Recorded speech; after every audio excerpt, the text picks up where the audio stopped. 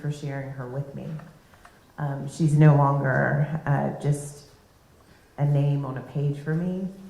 You've helped me understand what she meant to you, what she meant to this community.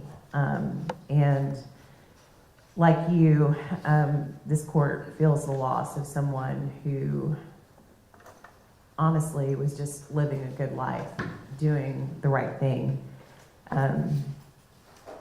And I'm left with having to determine, Mr. Veto, weighing what you took away from this community, weighing your obvious remorse for what you did.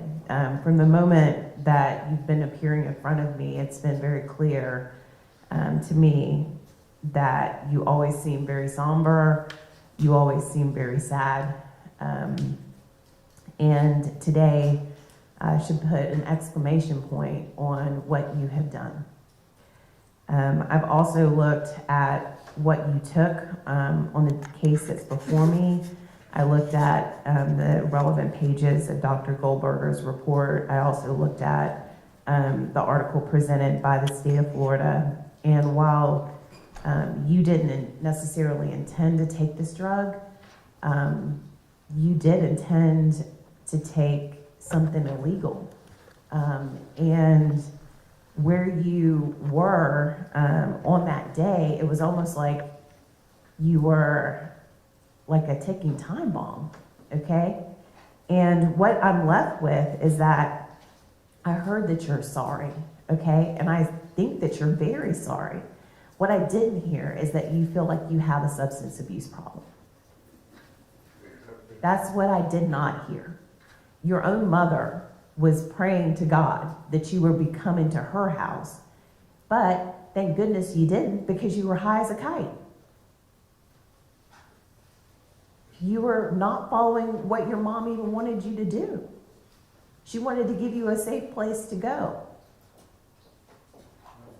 Your actions have completely devastated both of your families, and I think that you get it. I do think that you get it.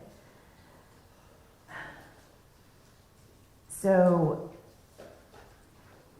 the Florida statutes have given the court priority, okay, of what the court has to try to accomplish when crimes like this occur. The first one is punishment. The second is rehabilitation.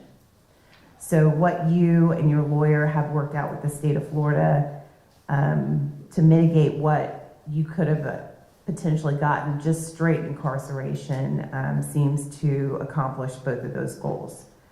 At some point, and I'm sure the family feels like this, 15 years wouldn't even be close to what they are feeling their loss is, okay?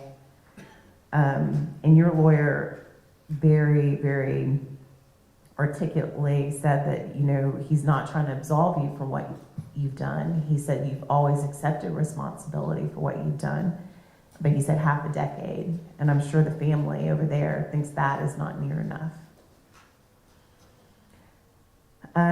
So this is where I've settled. I don't believe that a downward departure is appropriate. I have to just respectfully disagree with your attorney. I think that I heard just glimpses of what happened at that gas station before you got back behind the wheel.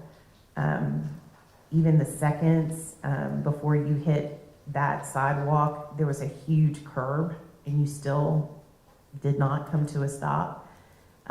Miss Welsh had no chance to even react because you hit her from behind. And you were so out of it, so out of it. And I just cannot, in good conscience, downward depart, so I'm going to deny that. I'm going to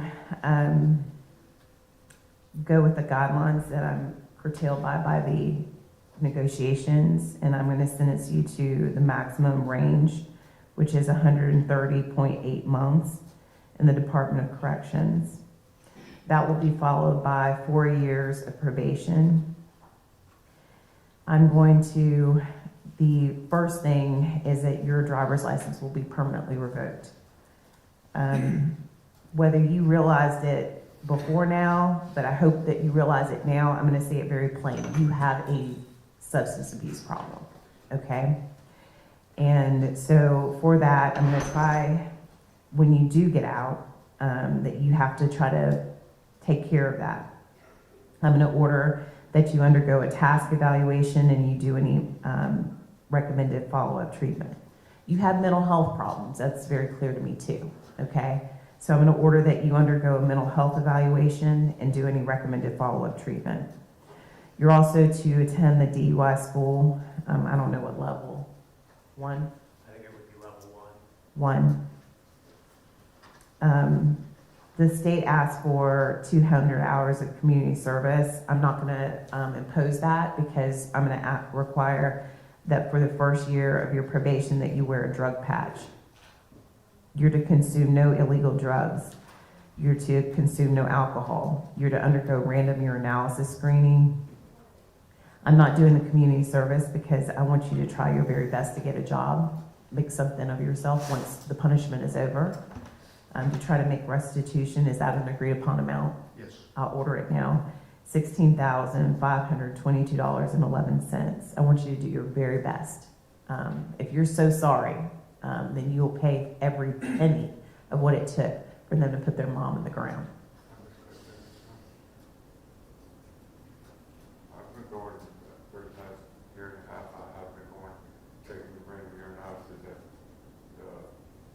checking in every week.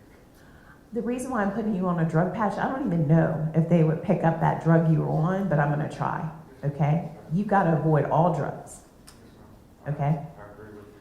And then also, many times this court orders restitution and it's just kind of ignored or it's put on the back burner. I'm not making you do that 200 hours that they asked me for, okay? I want you to make every effort, every extra dollar that you have, that you're not spending it on your children, that you will make amends to that family by making them whole.